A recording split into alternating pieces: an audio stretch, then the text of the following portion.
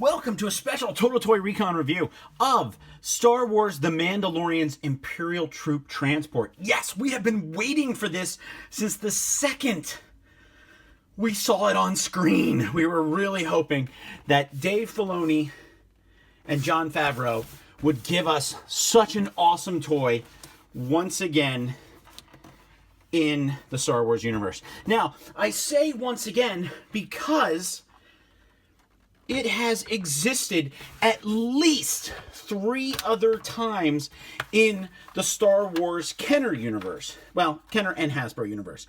As you see in front of you, this is my original Imperial Troop Transport that was released right after Star Wars. Now, this was one of the very first vehicles that was seen off camera. So, Kenner was creating vehicles, adding to the toy line. George Lucas liked the concept and the idea because, one, it helped build the world of Star Wars, and it was more money for him because it was new toys.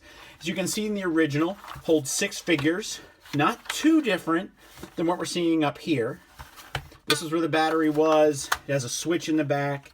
Came with a little mask for prisoners. There were 2 masks, I believe. Mine's seen better days, but this is from 1979. So, 2 years after Star Wars, this was hitting the shelf. Now, I say it was made at least 2 more times.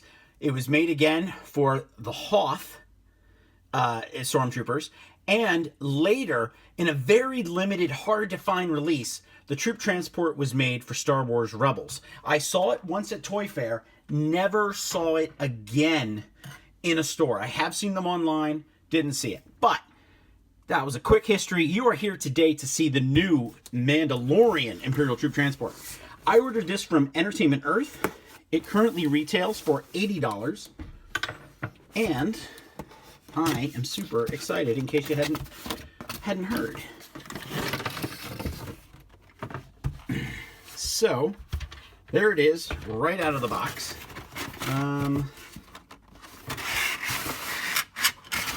Okay, so we're unearthing all the cardboard here. And there's that. Pardon me. So,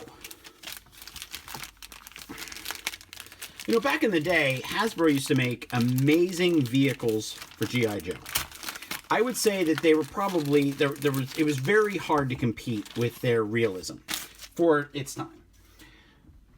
There used to be stickers. It was a whole process. So now I know that Hasbro, as of late, said that they are going to cut down on paper, stickers, cardboard, all those things, and everything's going to be already laid onto the item. So this is kind of nice. It's already done for us, as you can see. You really don't have to lay any stickers out. There's going to be no sticker variants in the future. You're never going to find that crazy kid who put the Imperial symbol back here, put the Imperial symbol at the top, or maybe on the front, or somebody who didn't do it at all and just used stickers from another playset and put the Rebel symbols on here. So we've got some rubber bands that are holding some things on here, so we are going to get rid of those very quick. Yep, I do keep wire cutters here at our review station because it just makes this a lot easier to do and you don't pull anything off. So we'll get rid of the rubber bands. Now, this new era of vintage collection vehicles comes with these awesome old school instructions. And I do have the Rogue One hover tank ones right here. So it's a very cool concept. Get a lot of instructions here on the back. This is going to tell us how everything works, very much laid out in pictures, blasters, where they go, how we can flip down the seats and lift the top off. So let's put the gun on first. And it does elevate slightly. That's kind of nice. See? So we put this here. And I see another rubber band. I'm guessing this is what holds all this together. The funny thing is that recently we've been going through some of our older toys on our Instagram. Warnings. We've done some older toys on our Instagram, and the rubber bands have rotted off. I mean, what do you expect? 20, 30 years, they're going to rot off. So the first thing we're going to do is we're going to open this up. Now, let's talk about the paint first.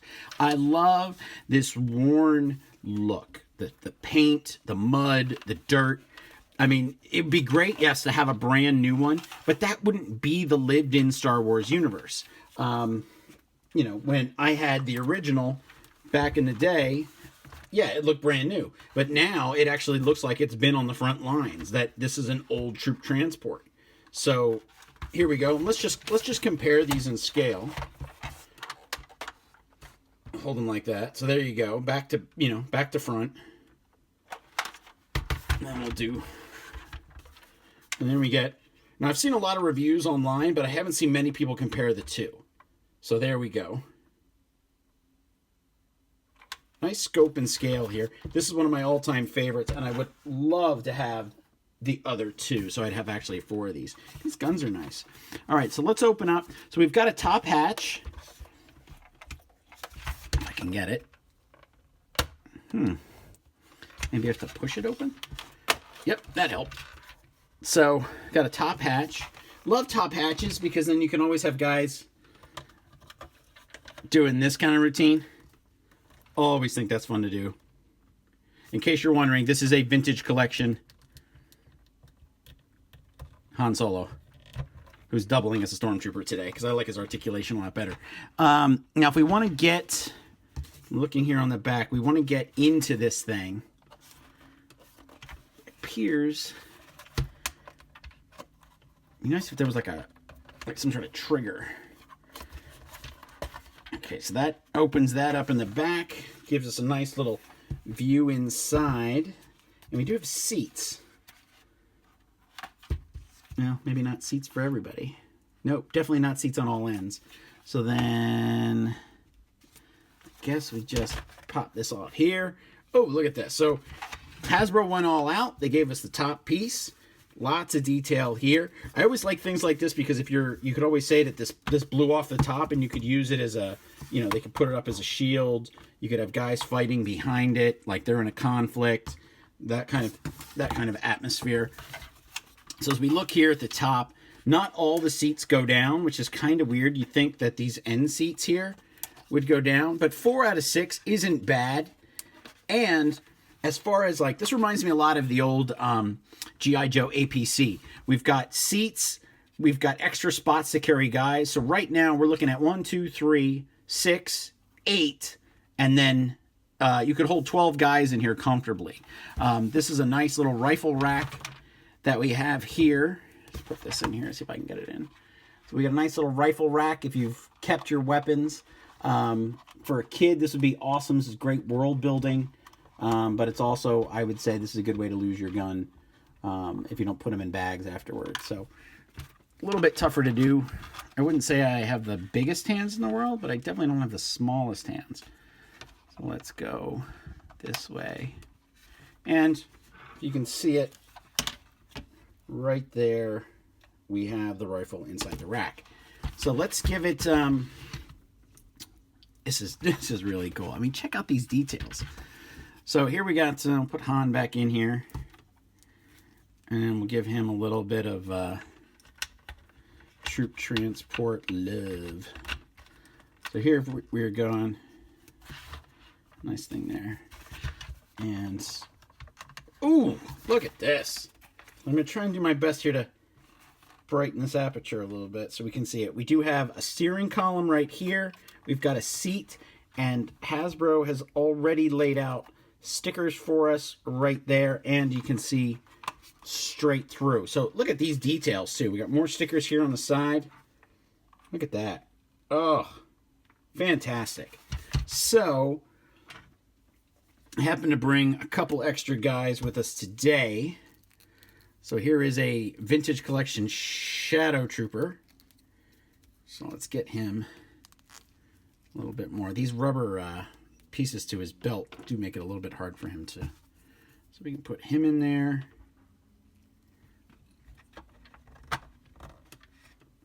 So as you can see, he does sit, but without a belt, he would be a little all over the place.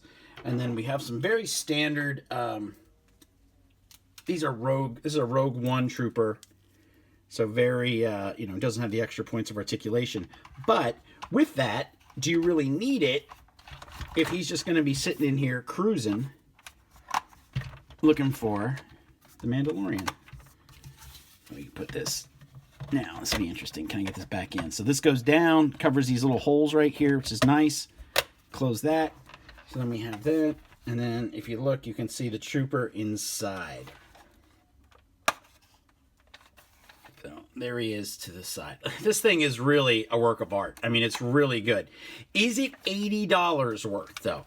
For $80, I think it's a little high on the price point. I would rather see something that made noise like the original, or maybe something that moved on its own. We have wheels here and here, but not, I mean, it slides. There it goes. It slides, but it doesn't move on its own. I brought in a Biker Scout because of their their portrayal in that episode was classic. But I figured just to show you the scale. And I think this is a fairly accurate scale. I don't think one is bigger than the other, or this isn't to scale. I think the Biker Scout is actually at a fairly decent size. So here is one of my favorite troopers.